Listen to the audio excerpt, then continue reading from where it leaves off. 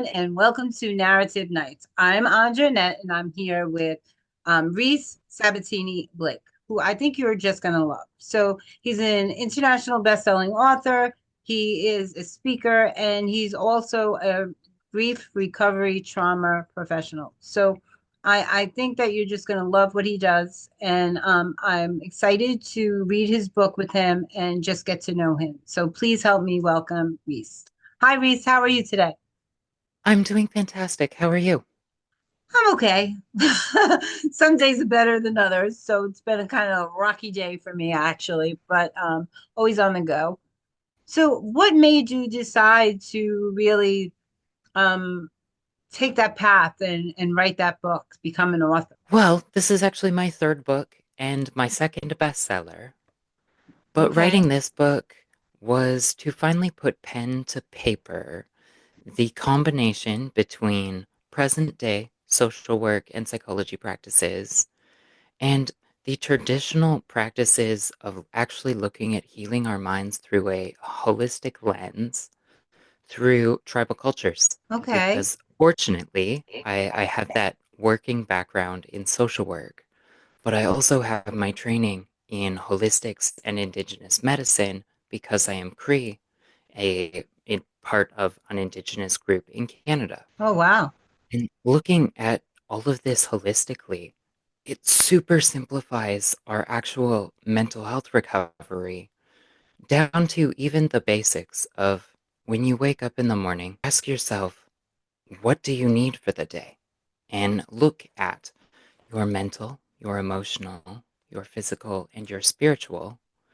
And even if you just take a moment to gauge each of those four categories, but between 1 and 10, you will know where you need a little bit of extra love that day and how to just improve your day gradually instead of adopting this brand new lease on life overnight as if a magic pill and some CBT will fix everything immediately.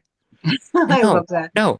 Like, all of this is a gradual process, and you have to honor yourself in what you need, not just day to day, but from minute to minute. Right I now, really like that. I really like that concept. I have another show, Healing from the Inside Out, and it talks about the combination of the emotional, the spiritual, the physical, and the mental, and how they encompass who we are as human beings. And so many people don't pay credence to those individual parts, and they don't realize that we're a culmination of all those pieces, right? And I myself was emotionally broke for a really long time, so I understand the impact that it had on me, and I love that you're putting pen to paper and you're talking about this because I don't think enough people are really talking about it. That it's been stigmatized for so long that a lot of people shy away from talking about mental health or depression or anxiety or those traumas that really do impact us on an emotional and spiritual level too, because we do lose faith in some of the things that happen to us. So I love that you're doing that. I really do. well, and I do too. I had to find a way when I finished my training to combine my background with the work that really led my soul. And through my years in the field, all I were seeing were people falling through the cracks when they didn't want to be zombified on medication. And don't get me wrong, sometimes we need to be numb before we can deal with our crap. Like Mhm. sometimes we need that numb out so that we can function. But for when you're ready to do your healing work, it's excellent to be offered the tools that best support you instead of just a 10-page booklet on your depression, assuming that when you're done that booklet, you will magically be fixed.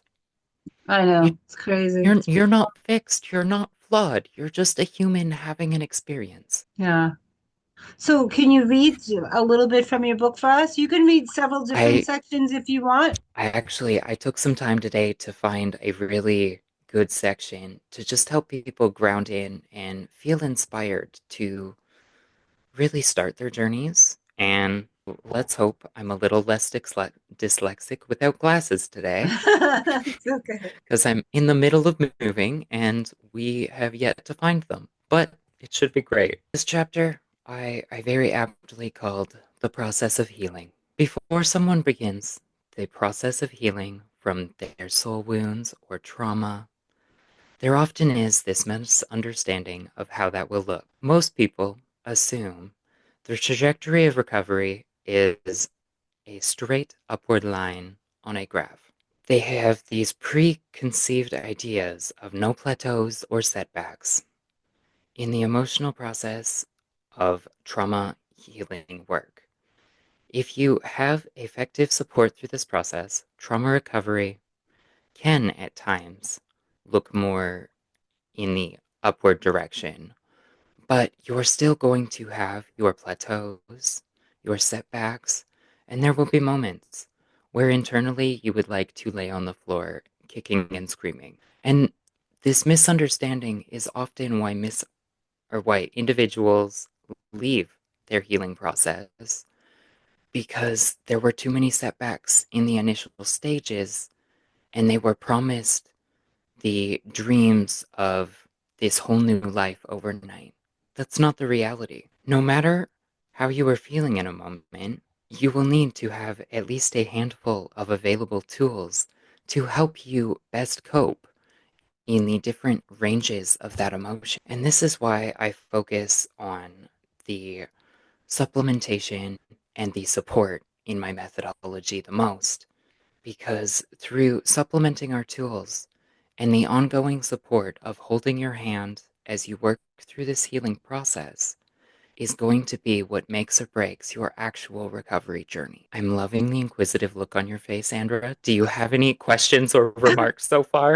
no, but I love how you're breaking it down into that really simplistic form because I think that a lot of people believe in that magic pill that you spoke of earlier. And they expect that when they come in and they say, okay, I'm ready, let's do some work, that the people are going to actually be open to what they are going through. And nobody really internalizes that pain but them. So they have to be really ready and open to really sharing that with another human being because a lot of times, a lot of the traumas that happen to us are not our fault or we have some part in it, but we can't always control the outcomes in every situation. But we do internalize and we do blame ourselves for a lot of those things that happen. And I think sometimes it takes someone that is trained to really work with us and be able to point out that, this is out of your control. You had no part in this. Maybe you were a child or whatever that is, to bring a different awareness when we are open and ready to start healing and see that we can go on from where we're at now. And I think those tools are so important. And I think they change as you start to Mhm, heal. I think mhm. the tools, they're not going to be a consistent flow. And it's in part learning that self, not just awareness, but care. Because a lot of times when we're victims or we're subject to traumas in our life, we do become caretakers. And I don't know if that's the need to control, the loss of control we're feeling inside, but we do tend to care for more the people around us than we do for ourselves. And because we somehow see their worth more than we see our own in that time. And I know that sounds bizarre, but Well, it's I so just think, true. but I think it's like ironic that we feel the need to care for others and we neglect the care of ourselves. Exactly. Our trauma tells us to bury our own pain and hide from it while simultaneously making sure that everyone around us is not feeling that same level of pain. Yeah. Because we can empathize with them more so than we can empathize with themselves. We feel unjust in our feelings that we should be ready to move on. We should be ready to heal. And it is taking that first step, but it's hard. That first step is really hard. Well, exactly. And even my full methodology, I broke it down into the acronym BLISS, beginning to nourish, as in beginning to learn what your needs as a human being are and what you need to do to fill your metaphorical or literal cup in your own day-to-day life. Like, what do you need to do to best support yourself?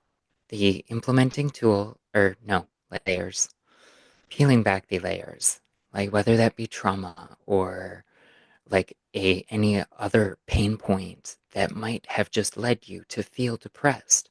Because also, maybe you're not depressed. Maybe you don't need that upper. Maybe you're sad that grandma died. Maybe you just need to know how to process your grief. Yeah.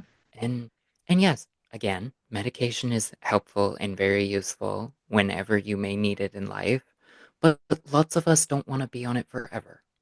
And that's where learning to best support yourself can help you eventually come off of them if that's your goal. Yes, But then, and I think sometimes where depression is concerned, or anxiety or stress, a lot of those things are from outside things, but a lot of those things are mhm, internal. And you being in holistic understand the relevance with the gut health and how and the even the thyroid, the emotion and the hormones, the right, impacts it has on that.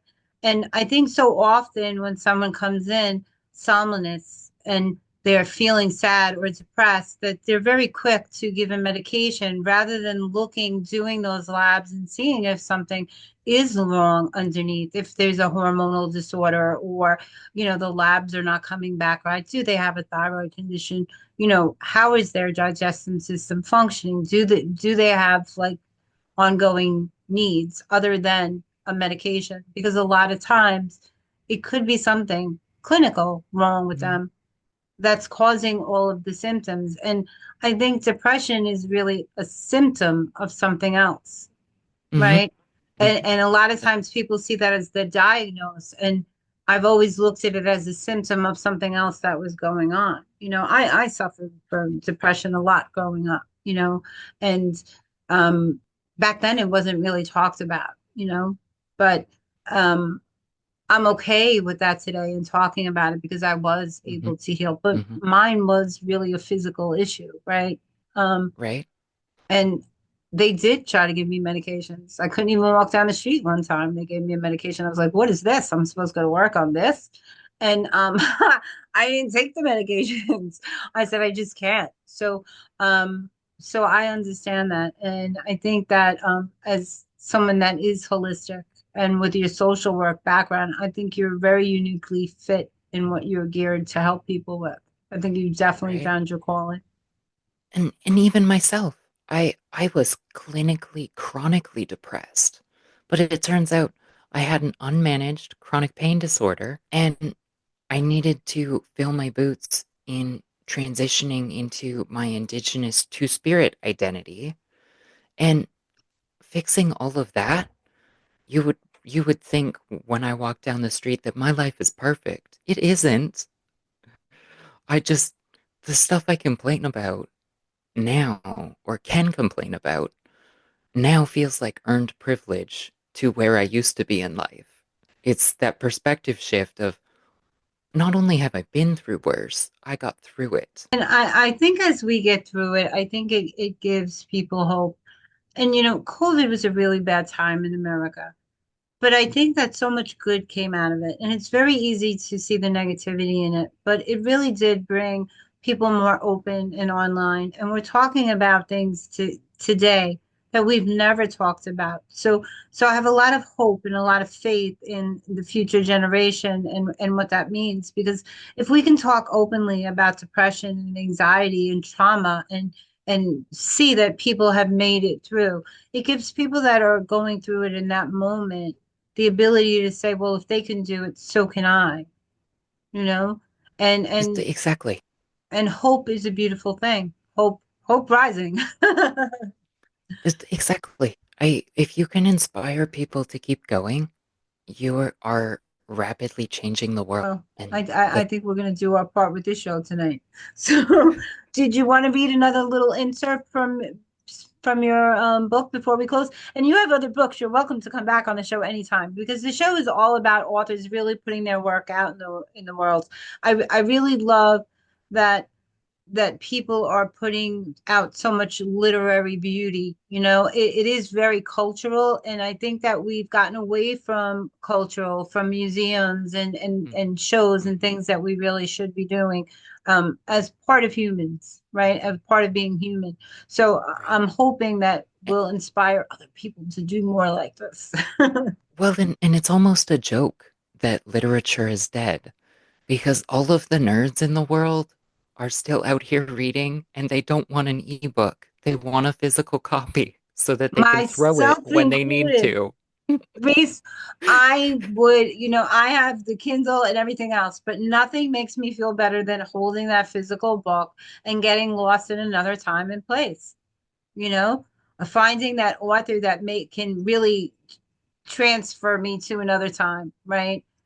Well, and I will read us another little excerpt from another one of my favorite sections. And this one is starting to peel back the layers. Starting to peel back the layers after we've opened up and built that foundational trust with ourselves and our professional is where the magic of recovery can truly be. In this process, where you will let your professional into the vast entirety of your experiences, your habits and beliefs, and the array of presentation your symptoms or root traumas have. This will come to be through the process of storytelling, sharing our experiences, and the analysis of your emotions behind the habits, actions, thoughts, and beliefs, greatly deepening the amount of traumatic events or trauma cycles that you have inside you, ready to be unpacked at this stage, can take a while.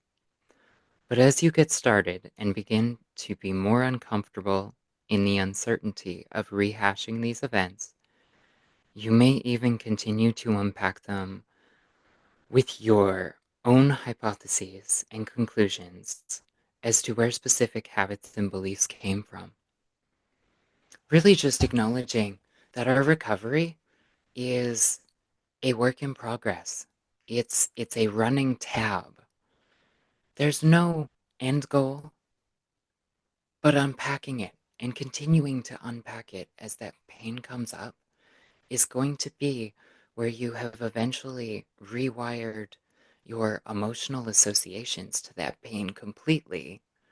And even if you still have a flashback about said event here and there, you'll get to a point one day where you acknowledge it and it doesn't affect your nervous system or the rest of your day. It was just, hey, I that's a little jarring, but I'm okay. Okay, moving forward. I love that. I want to ask you something before we close. I'm going to ask you to give the audience one piece of advice before we leave that you think will help them on their journey. But I want to ask you something. I feel like a lot of those stories that we hold inside of us that we feel like we're not enough are passed down to us by generation, like the need for us to get a job, to get married, to go to college, to have this, to have that, that we are inherently taught to look for something outside of ourselves to be full. And I think that this is really stymieing our children and that it's really stunting their emotional growth because they're meant to feel like they're not enough as they are. Would you agree with some of that? I, I do. I do believe that we're both emotionally and psychologically stunting them in that you need someone else, or you need this job, or you need the big house to feel complete. We need to raise our babies knowing that they're complete, telling them every day, you did your best. That's all that matters. It was 10% today, but that's all you had. That's okay. You didn't need that A plus on that paper. I still love you, and I'm not gonna kick you out because you didn't get an A. Yeah, I think that's so important. So before we close, if you could give the future of America, the people watching today, one piece of advice for walking into that healing process, what would you tell them? Really work on your inner voice because most of that never came from you. It was passed on to you from your family, your respected adults when you were a child. Most of your inner voice, especially the harmful thoughts in your head, were not from you, darling. So try to ignore them until they are a loving voice that comes from you. I love that. Well, I want to thank you so much for coming in. The audience, I want to thank you for listening tonight, and I hope you'll continue listening. If you like what you hear here, please like, subscribe, and keep listening because we're going to have amazing people like Reese coming back. So, Reese, I want to thank you so much for coming, and we're going to say good night to our audience. Thank you so much for having me, Andrew.